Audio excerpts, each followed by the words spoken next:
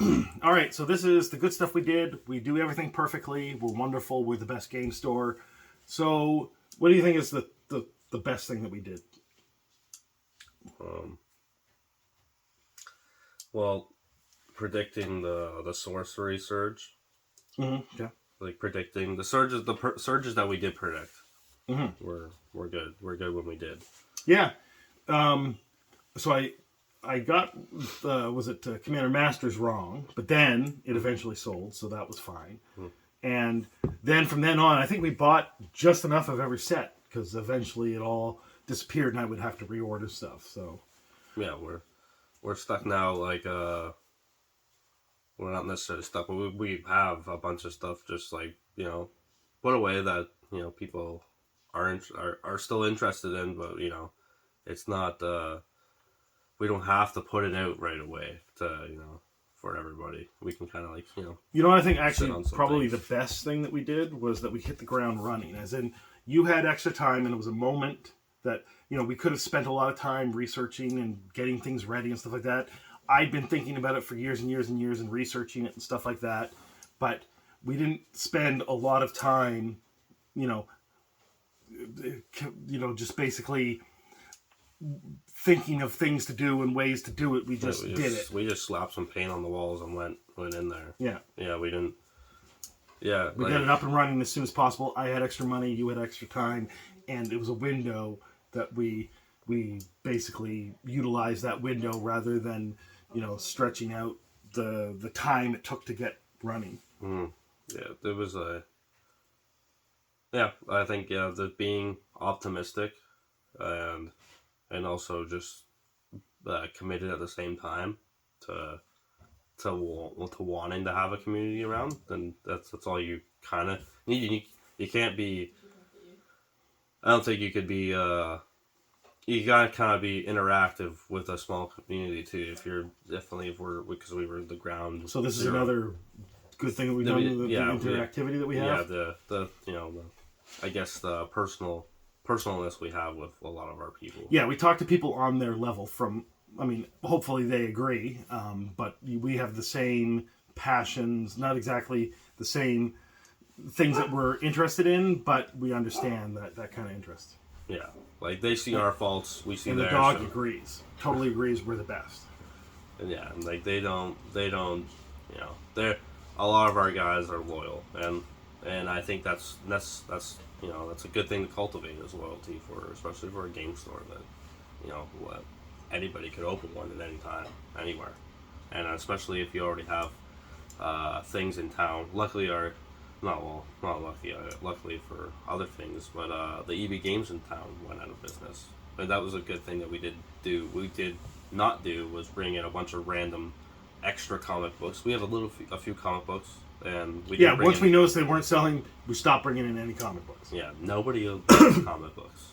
Well, the graphic novels. Eventually, maybe when you have a front-facing store and you get more walk-in traffic. Yeah, just random people, But that's the thing. So once you get a little bit of something, and then figure out whether that is going to move before going all in on something. Mm-hmm. Except when you're talking about like Magic and Pokemon, you're pretty good with Magic and Pokemon.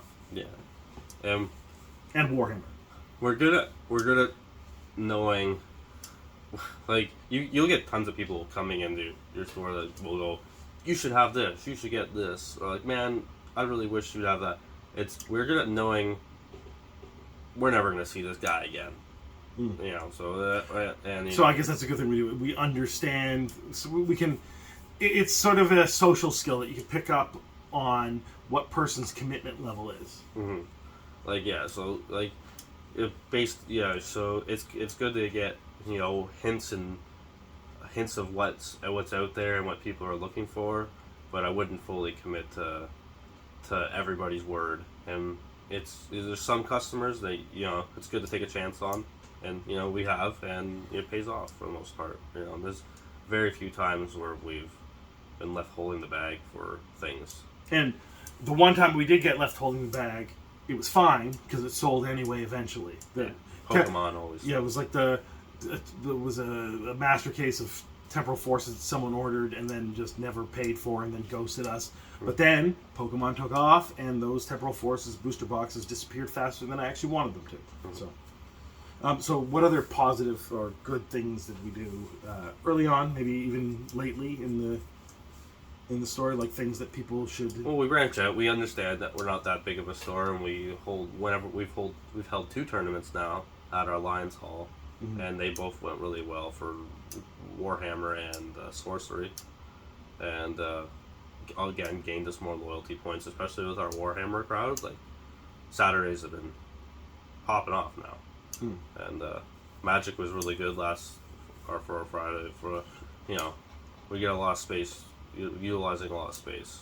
And the main reason for tournaments is not so that you can make money on a tournament. The main reason for a tournament is to give something to the people that are interested in the thing and make them feel like you're doing stuff for the community or whatever you want to call it. But the point is that you are helping to build something, and then also by building something you're bringing in more people, and they have a place to play and you have customers to buy stuff. And that's what running tournaments, running Friday Night Magic, and just having people in store playing. There's no reason to charge people for in-store play unless it's a tournament, because then you're giving out big prizes and then you want to cover the cost of that. But otherwise, you want to have people come into your store and play for free and not feel like you're always trying to get something out of them, because you need them as much as they need you. Or maybe you need them more than they need you.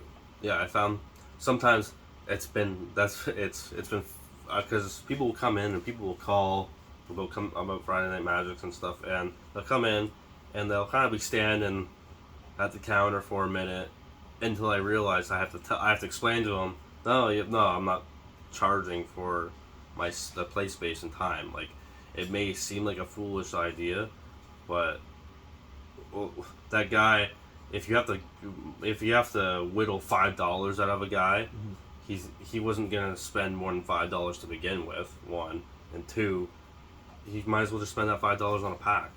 And then he pulls something, and then next thing you know, he's traded it in for something else and gets I think it's more conscious of people's time as well. And also, the big thing, and what I think that we're really good at, is making people feel like we want them there.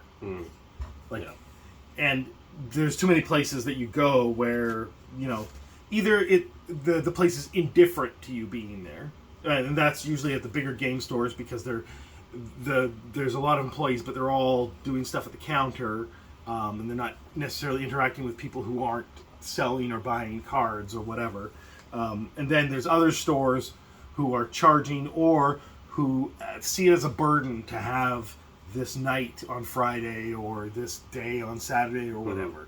When what you should be doing is you want them there, because even if they don't buy something, when people come into the store, you have a lively store. There's life. There's things going on. It looks fun. Yeah, there's no reason. Brings up people's energy levels, and they're more likely to spend, and they're more likely to spend more when that happens.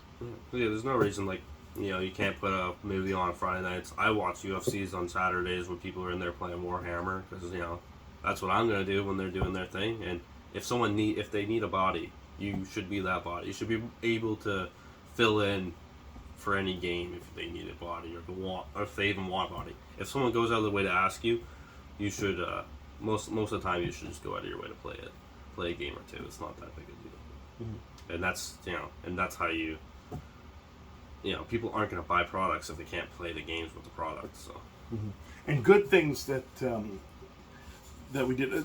So, remember the video that I showed you last week where the guy was talking about the green dots or whatever? Oh, yeah. So that you start doing one thing in business, and then you discover this other thing you didn't even know was a thing, or you didn't know it was as lucrative.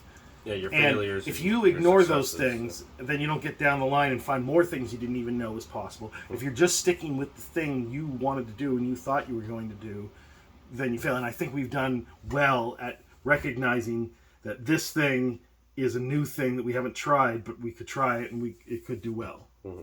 Yeah. basically just taking a chance on things and being optimistic at the same time. So yeah, it's been working out. Anything else that we've done good?